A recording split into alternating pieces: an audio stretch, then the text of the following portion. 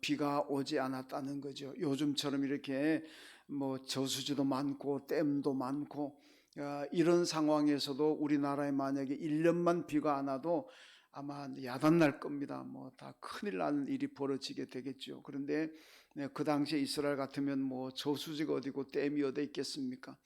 이런 상황에서 3년 6개월 비가 안 왔다. 이거는 뭐 끔찍한 재앙이지요.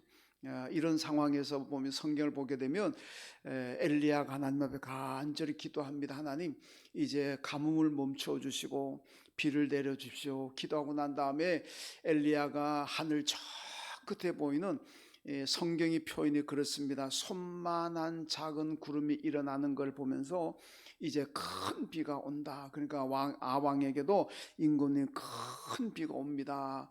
비에 대비하십시오. 그렇게 얘기를 합니다. 그런 3년 6개월 동안에 손만한 작은 구름이 한두 번 있었겠습니까? 수도 헤아릴 수 없을 만큼 3년 6개월 가뭄 기간 동안에 수많은 그런 손만한 작은 구름, 오히려 손보다도 더 큰 구름도 많이 있었을 겁니다.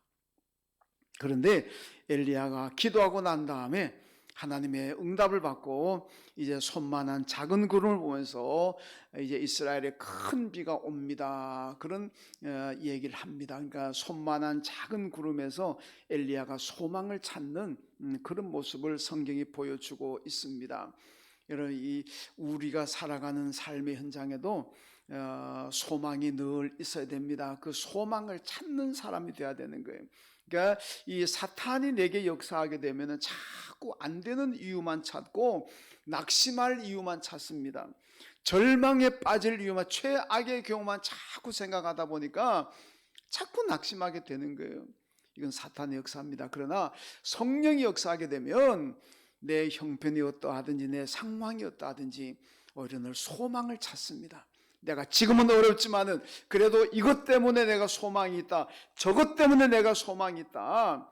이것 때문에 되고 저것 때문에 되고 요것 때문에 되고. 이 성령의 사람입니다. 그러니까 사탄이 역사하게 되면 이것 때문에 안 되고 저것 때문에 안 되고 요것 때문에 안 되고 너 때문에 안 되고 누구 때문에 안 되고 전부 때문에 안 된다는 겁니다. 그래서 우리는 항상 성령을 충만히 받아야 되고 성령 충만해야 됩니다. 그래야만 언제나 이것 때문에 되고 저것 때문에 되고 이 사람 때문에 되고 저 사람 때문에 되고 늘 되는 이유, 소망의 이유를 찾습니다. 이 소망을 이유를 찾아가는 사람들이 얼마나 행복하고 얼마나 복 있는 사람이겠습니까?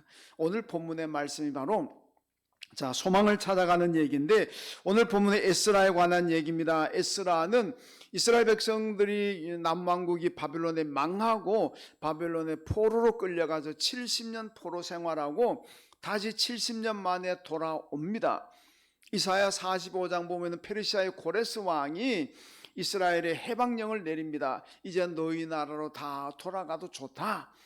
고레스가 칙령을 내리니까 이스라엘이 다시 쫙 돌아옵니다. 다시 바벨론에서 돌아왔을 때에 귀환했을 때에 그 시대에 이스라엘의 영적 지도자였던 사람이 바로 에스라고 또 같은 시대에 거의 같이 활동했던 사람이 느헤미야입니다. 에스라 느헤미야가 늘 같이 이렇게 언급되는 사람인데 자, 이런 상황에서 오늘 본문을 보면은 에스라가 굉장히 크게 낙심하고 있습니다. 낙심합니다. 에스라가 무엇을 보고 낙심했을까? 아주 좀 심하게 낙심하고 있는 상황을 보여주고 있는데 이때 오늘 2절에 보면 이 스가냐라고 하는 사람이 이 스가냐가 누군가를 찾아봤더니 크게 대단한 집안 사람은 아니고 그냥 평범한 사람으로 나옵니다. 좌우지간 이 스가냐라는 사람이 에스라에게 와가지고 이스라엘에게 아직도 소망이 있습니다. 이런 얘기합니다. 우리에겐 아직도 소망이 있습니다. 지금 에스라는 제가 지금 이 처한 상황을 보면서 거의 낙심합니다. 거의 절망적인 상황에 처합니다. 하나님, 어떻게 이럴 수가 있습니까? 어떻게 하나님의 택감받은 백성들이 이 지경으로 타락할 수가 있고 어떻게 이 지경으로 나락으로 떨어질 수가 있습니까? 하나님, 어떻게 이 백성을 이렇게 방치해 두십니까? 에스라가 오늘 말씀은 통곡하죠.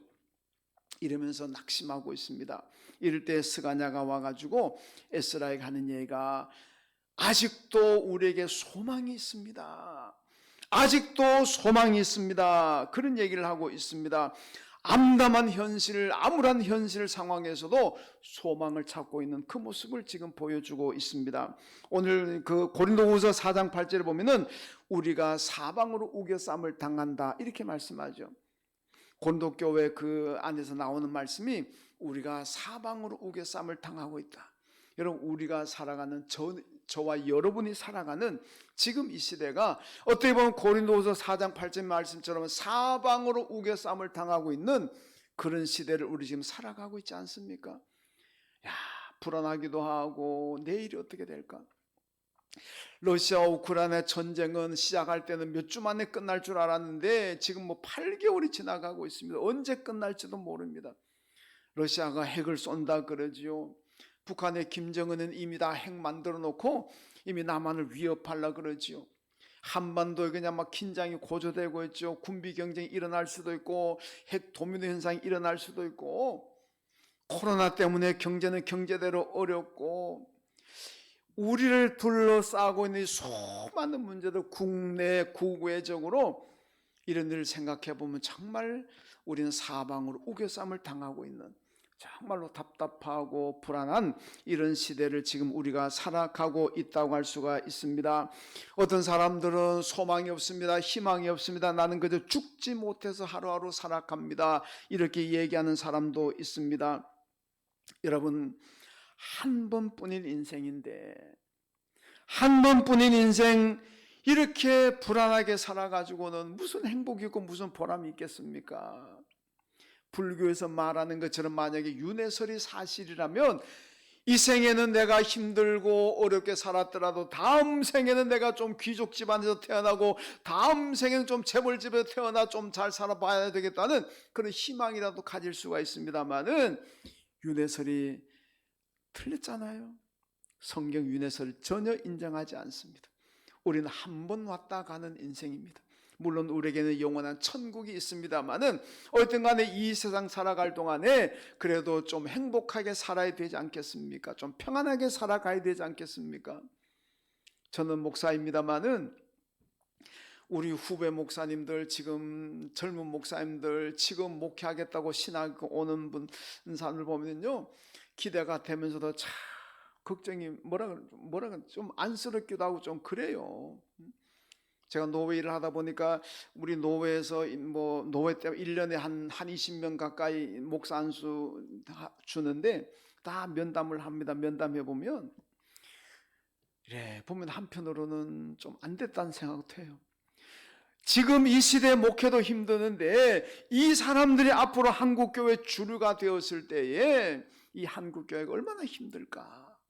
그거 생각하면은 참 안 됐다는 생각도 들고 한편으로는 그래도 하나님이 도와주실 거는 해내겠지 그런 생각도 들고 또 우리 젊은 청년들, 우리 아이들, 저도 손주가 둘입니다만은 이래 보면은 야, 이 아이들이 나중에 이 사회 주류가 될 때 이 세계가 이 나라가 어떻게 변해 있을까?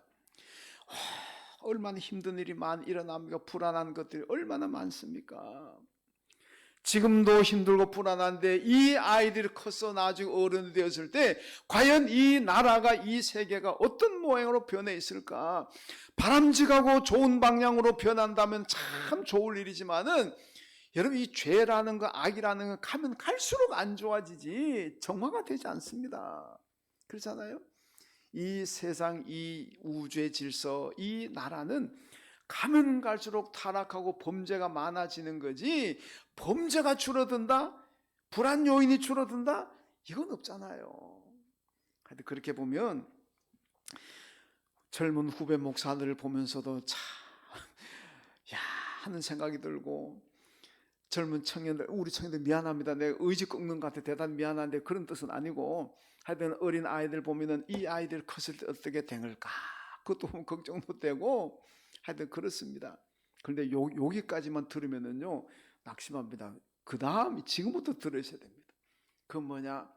이렇게 암울하고 절망적이고 희망이 없어 보이는 이 시대를 우리가 살아가지만은 우리 시대에도 우리 후대 시대가 되었든지 간에 어떤 시대든지 간에 소망을 찾아야 될 줄로 믿습니다. 그러니까 여러분, 사탄의 지배를 받으면 소망을 못 찾아요. 가면 갈수록 이 빌어먹을 세상, 아이고 죽지 못해서 산다, 이렇게 되는 겁니다. 그러나 성령의 충만함을 받으면은요, 지금 세대든 우리 후 세대든 갓난 아기의 시대든지 간에 여러분 다 희망이 있고 소망이 있고 그게 축복이 있을 줄로 믿습니다. 그러니까 늘 소망을 찾는 사람이 돼. 현실을 보면서 낙심하지 말고 성령 안에서 언제나 소망을 찾아야 된다는 말씀입니다. 여러분, 성령이 역사하면 소망을 찾게 될 것이고 사탄이 역사하면 낙심과 절망의 이유만을 찾게 될 것입니다.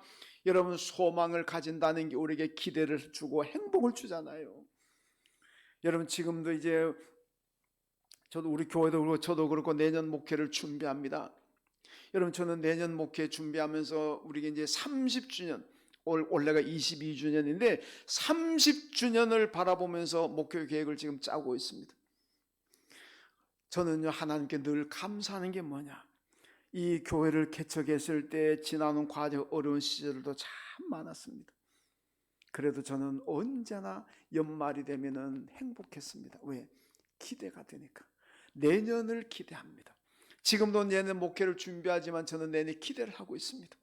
내년에 하나님께서 우리 교회를 어떻게 성장시키고 어떻게 이끌어 가실까? 내년에 이 교회를 담임하고 있는 권호선이라는 사람을 하나님께서 어떻게 사용하실까? 내년에 우리 교인들을 하나님이 어떻게 사용하실까? 그거 생각하면 그냥 흥분이 되고 기대가 되는 거예요. 그래서 제가 하나님 앞에 감사하는 것들이 너무너무 많지만은 그 중에 하나 감사하는, 중요하게 감사하는 것이 저는 지금까지 연말만 되면 행복하다는 것, 소망을 가지게 한다는 것. 여러분, 목사님들 만나보면요, 소망이 없이 목회하는 분들도 많더라고요. 그런데 저는 하나님이 저에게 주신 축복 가운데 하나가 늘 소망을 가지게 하는 것. 저는 그게 너무너무 감사하거든요. 지금도 내년 목회 준비하면서 소망이 저한테는 넘칩니다. 여러분, 이제 우리 오늘 본문이 바로 소망의 현장인데 오늘 본문이 어디에서 소망을 찾았을까를 생각해 보십시다. 여러분, 이 본문에서 에스라와 백성은 소망을 찾는데요, 지금 그 상황이 좋은 상황이 돼가지고 만사 형통하는 상황이 돼서 그래서 소망을 찾는 거 아닙니다. 오늘 본문을 이제 보겠습니다만 보면 암울한 상황입니다. 이 암울한 상황에서 소망을 찾고 있습니다.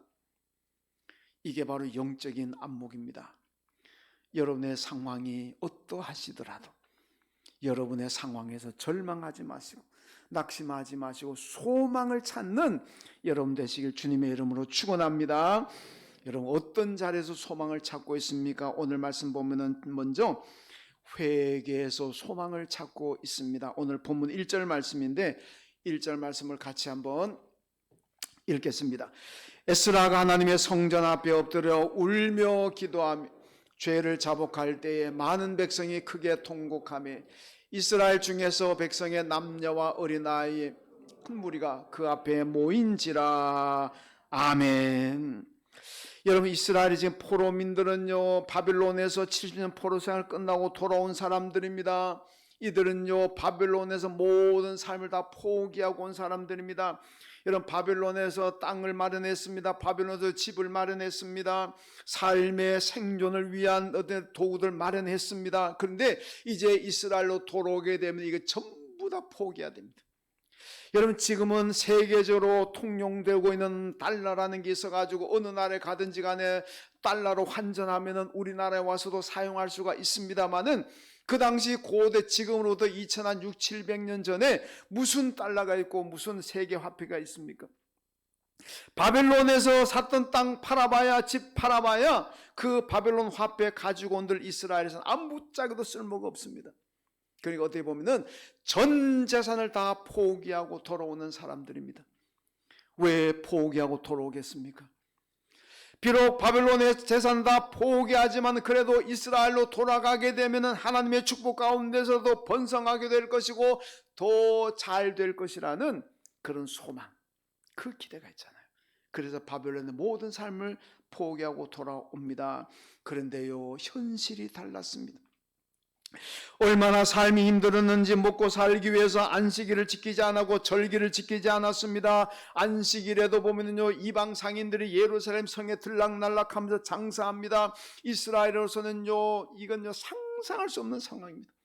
어떻게 안식일 날 성문이 열리고 이방인 상인들이 예루살렘 성 안에 들락날락하면서 이스라엘과 같이 장사하고 있습니까? 이건 말도 안 되는 얘기잖아요. 이런 상황을 보게 되면서 에스라가 통곡합니다. 여러분, 이래 되니까 이스라엘이 안식일 안 지키고 절기 안 지키고 교회 가서 여러분 제사 안 지내니까 제사장들과 레위 사람들이 먹고 살 수가 없습니다. 그러니까 제사장직 사임해버리고 먹고 살기 위해 시골로 내려갑니다. 레위 사람들도 먹고 살기 없으니까 사표 다 던져버리고 전부 시골로 내려가서 논파 땅 파고 먹고 살려고 합니다. 왜? 레위 지파는 기업이 없잖아요. 하나님께서 11개 지파는 다 기업을 주었지만은 레위 지파는 기업을 안 줬습니다. 이 사람들은 뭐 먹고 사느냐? 백성들이 하나님 앞에 와서 제물 드린 거, 오늘날로 말하면 하나님께 헌금 드린 거, 그거 가지고 레위 지파 제사장들 살게 하기 때문에 그 사람들에게는 기업 안 줬습니다. 그런데 성전 제사가 사라지니까 재물이 없잖아요. 쉽게 말하면 헌금이 없잖아요. 살 수가 없는 거예요. 그걸 다 내려가 버립니다. 성전 제사가 끊어졌습니다. 여러분, 이런 상황에서 에스라가 이런 절망적인 상황을 보면서 얼마나 답답하겠습니까? 안타깝겠습니까? 통곡하며 회개하는 장면이 바로 오늘 본문입니다. 근데 오늘 본문에 보니까 남녀와 어린 아이들까지 에스라를 찾아옵니다. 그래서 에스라가 회개하니까 이 사람들도 같이 회개하는 거예요. 어느 특정한 부류의 사람이 오는 것이 아니라 백성의 남녀와 심지어 어린 아이들까지 다 와가지고 에스라와 함께 회개합니다. 우리가 먹고 산다는 이 이유로 안식일 지키지 못했습니다. 절기 지키지 못했습니다. 하나님 제대로 예배하지 못했습니다. 말씀을 떠났습니다. 이것을 회개합니다. 그리고 다 회개합니다. 여러분, 이 회개하는 모습을 보면서 이스라엘에게는 아직도 소망이 있습니다. 이렇게 얘기하는 거예요. 절망적인 상황 같고 다 망한 상황인 것 같지만은 에스라를 비롯해서 남녀 백성들과 어린 아이들까지 회개하는 이 모습을 보면서 아직도 우리에게는 희망이 있습니다. 희망이 있습니다. 이걸 부르짖고 있잖아요. 회개해서 희망을 찾고 있습니다. 여러분, 어디서든지 회개하는 사람에게는 희망이 있고 어느 교회든지 간에 회개하는 교회는 희망이 있고 어느 가정이든지 간에 회개하는 가정은 희망, 소망이 있을 줄로 믿습니다. 여러분, 왜 그러냐? 하나님은 회개하는 사람을 용서하시고 하나님은 회개하는 사람에게 복을 주시기 때문에 그렇습니다. 여러분, 죄가 있기 때문에 소망이 없는 거 아닙니다. 오해하지 마십시오.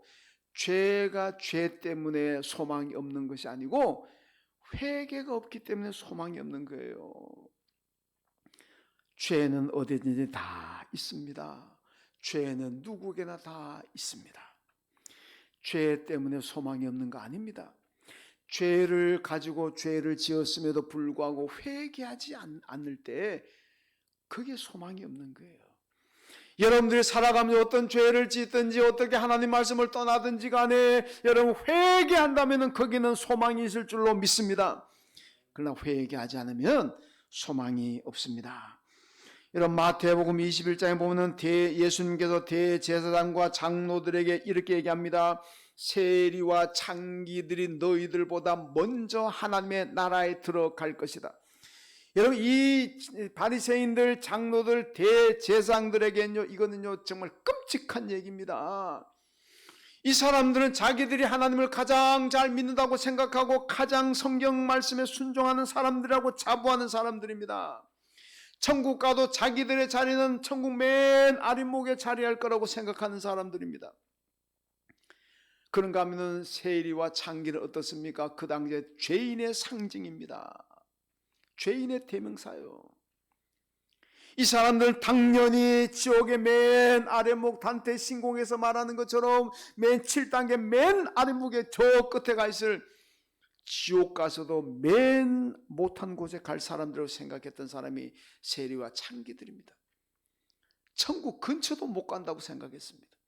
그런데 예수님께서 이 세리와 창기들이 너희보다 먼저 하나님 나라에 들어간다.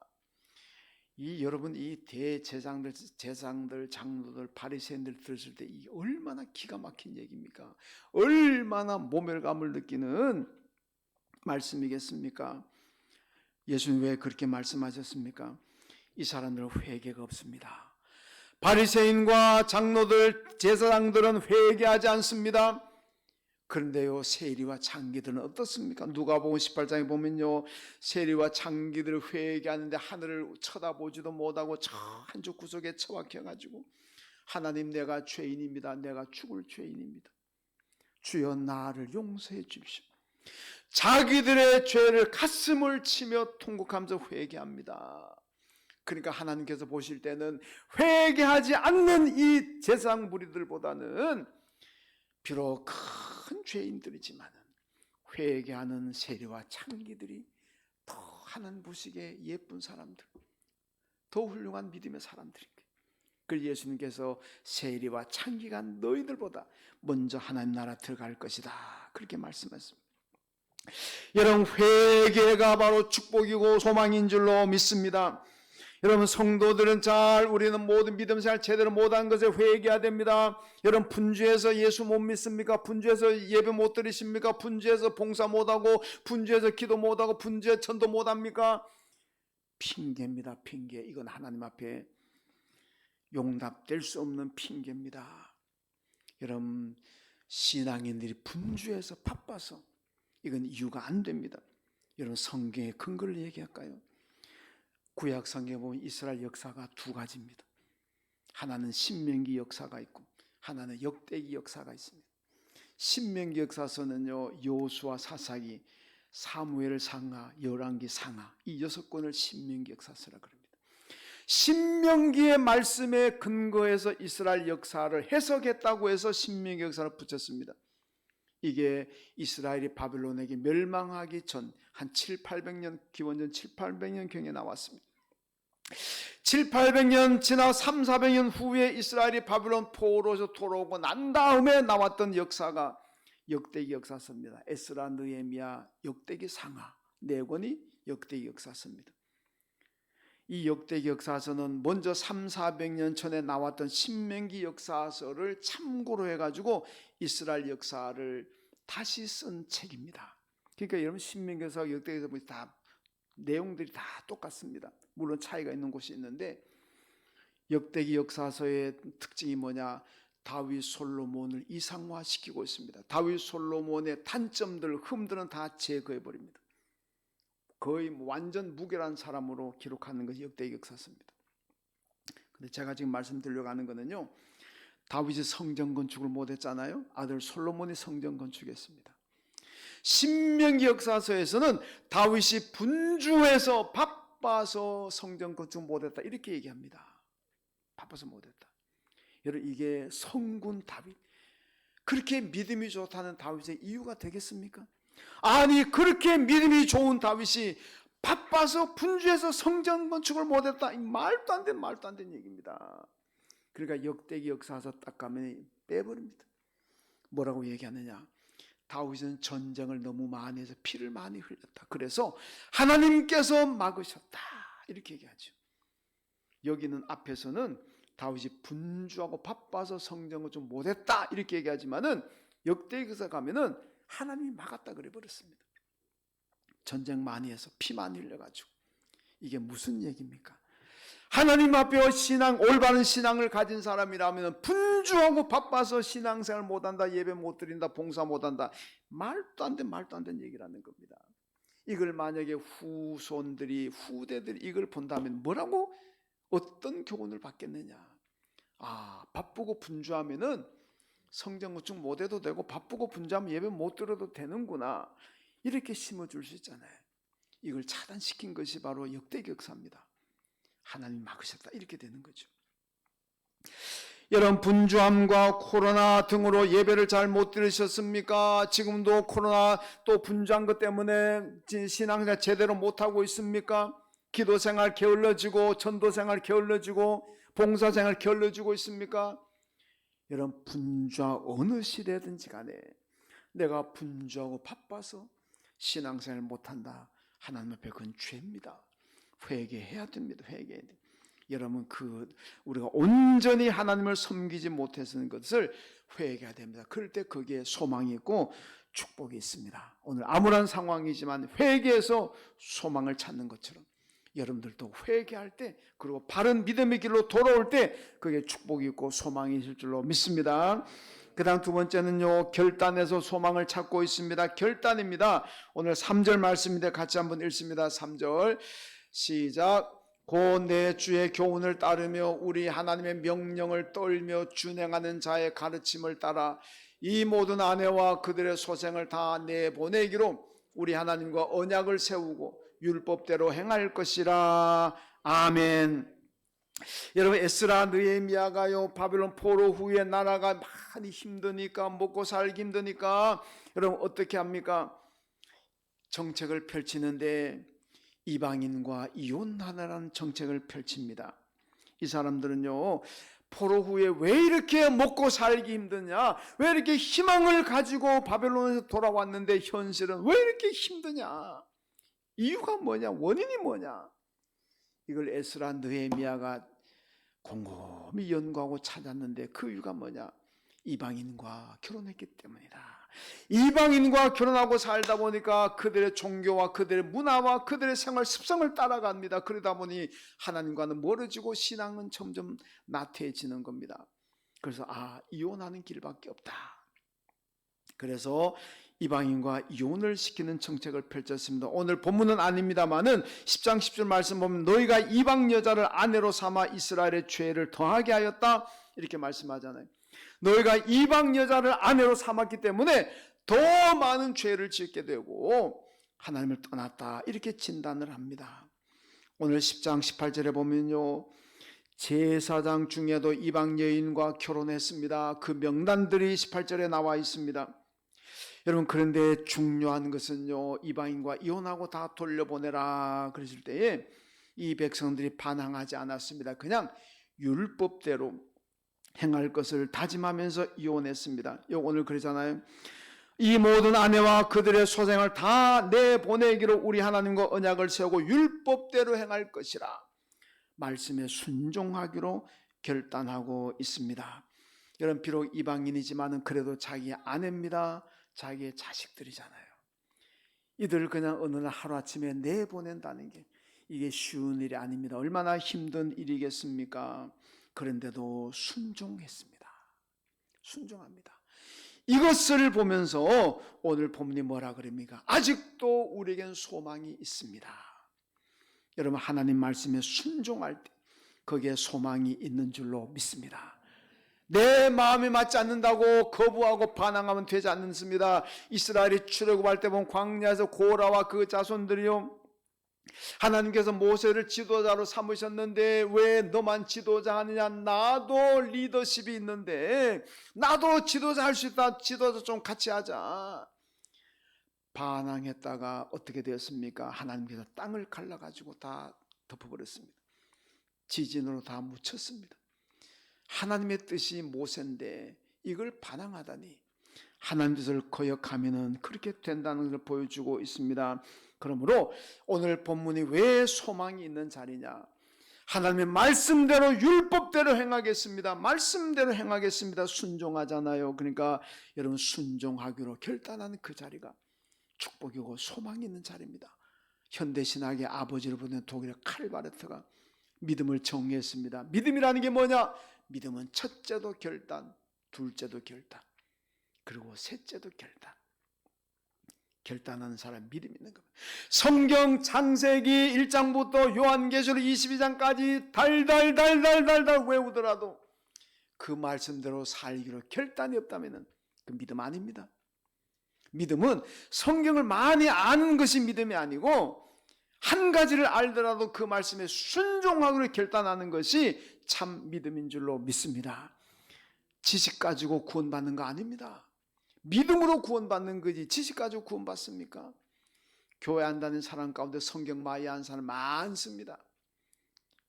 그러나 믿음이 없으면 구원을 받을 수가 없습니다. 그 믿음이라는 게 뭡니까? 하나님 말씀에 순종하기로 결단하는 게 믿음인 겁니다. 많이 안 알고 결단 안 하면 그게 무슨 믿음이겠습니까? 고린도후서 6장 2절에 보니까요, 보라 지금은 은혜 받을 만한 때요, 보라 지금은 구원의 날이로다 하고 말씀합니다. 여러분, 지금이 바로 은혜를 받기 위해서, 지금이 바로 하나님의 뜻인 구원을 이루기 위해서 우리가 결단해야 될 줄로 믿습니다. 말씀에 돌아가고 말씀에 순종하기로 결단해야 됩니다. 그래야 여러분, 우리 교회에 소망이 있고 여러분들 삶에도 소망이 있습니다. 이제는 예배 무너진 예배 재단을 다시 수축해야 됩니다. 예배 재단을 회복하고 예배자가 돼야 됩니다. 이제는 무너진 섬김도 회복해야 되고 무너진 전도, 무너진 기도 다 회복해야 됩니다. 그동안은 코로나 때문에 사람 대면 접촉하기 어렵습니다. 이거 핑계로 우리가 나태해지고 내려놓았던 것들이 얼마나 많습니까? 무너진 것들이 얼마나 많습니까? 이제는 다 핑계입니다. 회복해야 됩니다. 이제는 무너진 예배도, 무너진 봉사도, 무너진 섬김도, 무너진 기도도, 무너진 여러분 모든 것들을 다 회복하기로 결단하십시오. 결단이 있는 곳이 소망이 있습니다. 오늘 말씀 보세요. 결단하니까 우리에게 소망이 있습니다 그러잖아요. 여러분 결단하심으로 언제나 소망 있는 삶을 사시기를 주님의 이름으로 축원합니다. 그 다음 세 번째는요, 돕겠다는 마음에서 소망을 찾고 있습니다. 우리가 돕겠습니다. 이제는 소망이 있구나. 본문 4절입니다. 오늘 4절 말씀 같이 읽습니다. 이는 당신이 주장할 일이니 일어나소서, 우리가 도우리니 힘써 행하소서 하니라. 아멘. 여러분, 에스라는 지금은 자기 혼자인 줄 알고 너무 힘듭니다. 너무 절망도 되고 낙심도 됩니다. 그래서 오늘 말씀 보니까요, 울며 통곡하면서 하나님께 기도하고 있잖아요. 그런데 그때 백성들이 와서 오늘 말씀 4절에 뭐라 그럽니까? 일어나소서, 우리가 도우리니 힘써 행하소서. 일어나십시오, 우리가 돕겠습니다. 힘내십시오. 야, 백성들이 와서 이렇게 하니까 이 자리가 얼마나 소망의 자리겠습니까? 여러분, 에스라는 이혼 정책으로 가정 파괴범이라는 그런 누명을 뒤집어 쓸 수도 있습니다. 왜 멀쩡한 우리 가정을 네가 왜 파괴하느냐? 에스라 멱살 잡고 흔들 수도 있고 패대기 칠 수도 있습니다. 왜 가정을 파괴하는데? 그런데도 백성들이 하나님의 뜻으로 알고 다 받아들입니다. 어디 그것뿐입니까? 오히려 에스라를 찾아와가지고 일어나서 힘을 내십시오. 우리가 이제부터 돕겠습니다. 우리 같이 한번 이 어려움을 해결합시다. 그러니까 이 자리가 얼마나 소망이고 축복의 자리입니까? 감동이잖아요. 여러분, 이런 교회, 이런 성도가 되어야 됩니다. 우리 교회가, 우리 성도들이 누가 낙심되고 누가 힘들어하면은 일어나십시오. 내가 돕겠습니다. 힘내십시오. 이런 교회 문화가 되고 이런 믿음이 된다면 우리 교회가 얼마나 축복이고 우리 교인들 얼마나 축복이겠습니까? 이런 교회, 이런 성도 되시길 주님의 이름으로 축원합니다. 우리 교회 안에 남선교회 있습니다. 123 남선교회 있고 목장 6개가 있습니다. 임원들이 가끔 힘들어하는 것을 봅니다. 남선교 회장들이 힘들어하고 목장에서 목장의 임원들이 힘들어합니다. 뽑을 때는 뽑아놓고 도와주지 않고 힘주지 않으니까 모이라 그래도 안 모이고 뭘 하자 그래도 안 하고, 그러면 그 회장단들이, 임원단들이 얼마나 힘들겠습니까? 여러분, 그러면요 낙심하고 힘 빠집니다. 앞에서 이끌어가는 회장단들, 목장의 임원단들, 여러분들 도와주지 않고 여러분들 협력해 주지 않으면요 낙심되고 힘 빠져요. 심하면은 절망할 수도 있습니다. 심하면은 그것 때문에 교회를 떠나는 사람이 나올 수도 있습니다. 우리 교회는 아직 그런 분들 없어서 참 감사합니다만, 이때 여러분들 어떻게, 이때요 성령의 사람은 어떻게 하겠습니까? 찾아가서 일어나십시오. 힘내십시오. 내가 돕겠습니다. 이제 뭐든지 말씀만 해주세요. 모이라면 모이고 기도하자면 기도하고 가자면 가고 다 하겠습니다. 힘내십시오. 성령의 사람인 줄로 믿습니다. 사탄이 역사한 사람 같으면요, 야 이거 뭐 그런다고 하면 내가 협력할 줄 아나? 마음대로 해라. 낙심을 하든 말든 난 모른다. 그리고 여전히 도와주지 않고 여전히 격려하지 못하고, 그건 성령의 사람 아닙니다. 여러분 성령의 사람이 되십시오. 그러면은 어디 가든지 간에 누가 옆에 힘들어하고 낙심하면은 힘내십시오. 우리가 돕겠습니다. 그렇게 되는 거예요. 여러분 목사도 교인도 낙심이 되고 힘이 빠질 때가 있습니다. 엘리야와 같은 그런 능력의 선지자도 너무 낙심이 되고 절망이 되어가지고 로뎀 나무 아래서 뭐라 그럽니까? 하나님 나 이제 그만 살고 있습니다. 날 좀 죽여주십시오. 나 죽고 싶습니다. 도저히 나는 살 용기도 없고 희망도 없습니다. 엘리야와 같은 그런 능력의 선지자도 여러분 낙심하고 절망하는데, 우리 같은 사람, 여러분 같은 분들, 우리 인간인데 왜 낙심되고 왜 힘들 때가 왜 없겠습니까? 어떤 사람 표현을 하고 어떤 사람 표현을 안 해서 그렇지. 여러분 미안합니다마는 저도 표현을 잘 안 해서 그렇지. 왜 22년 이 예안교회 설립해서 여기까지 오는 과정에 왜 낙심이 되고 힘든 일이 왜 없겠습니까? 있습니다. 그런데 표현을 안 해서 그렇지. 여러분 이럴 때 우리가 주위를 돌려보면서 그 대상이 목사가 되든 교인이 되든 남성교 회장이 되든 목장의 임원이 되든 누구든지 간에 낙심하고 힘들어 보일 때는 여러분 어떻게 해야 되겠습니까? 찾아가서 등을 두드리고 손잡으면서 힘내세요. 일어나십시오. 우리가 힘써 돕겠습니다. 이래야 될 줄로 믿습니다. 이게 성령이 역사하는 거예요.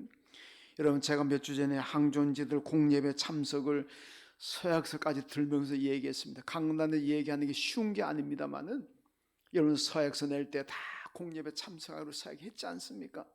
그러니까 이제 좀 예배를 회복하십시오. 근데요 딱 한 분이 그 말씀에 순종하더라고요. 딱 한 분 권사님이 그때부터 주일 예배, 수요 예배, 기도에 다 참석하시더라고요. 제가 얼마나 감사한지. 그 한 분마저도 안 나왔더라면 제가 너무 낙심이 됐을 것 같은데 그래도 한 분이라도 그게 따라주니까 내가 너무 감사해, 너무 감사해. 그런데 30명이 넘는 분들 가운데 그렇게 해도 안 따라줍니다. 예. 그럼 안 됩니다. 여러분 교회가 하나님의 능력 있는 교회, 힘 있는 교회를 만들어 가려면은 여러분 누구도 주위를 살펴보시면 목사가 됐든 교인이 됐든 간에 낙심하고 힘들어한다 싶으면요 가서 여러분들이 얘기하십시오. 오늘 백성들이 에스라한테 와서 뭐라 할까? 일어나십시오. 우리가 힘써 돕겠습니다. 힘내십시오. 얼마나 좋고 얼마나 축복이면 사람을 살리고 소망을 주는 말씀이잖아요. 이 말 한다고 누가 세금 걷고 돈 내라 그러지도 않는데 왜 이걸 말 못하고? 얼마나 좋은데. 여러분 다 목사 위해서 기도 많이 할 겁니다. 여러분들 다 저를 위해 기도한다고 저는 믿고 있습니다. 그런데 대단히 미안하지만은요 기도 백날 하면서 목사가 뭐 합시다 그런데 안 따라주면 그 기도 뭔 소용이 있습니까? 차라리 기도 안 하고 목사 따라주는 게 더 목사에 큰 힘이 되는 겁니다. 아시겠습니까?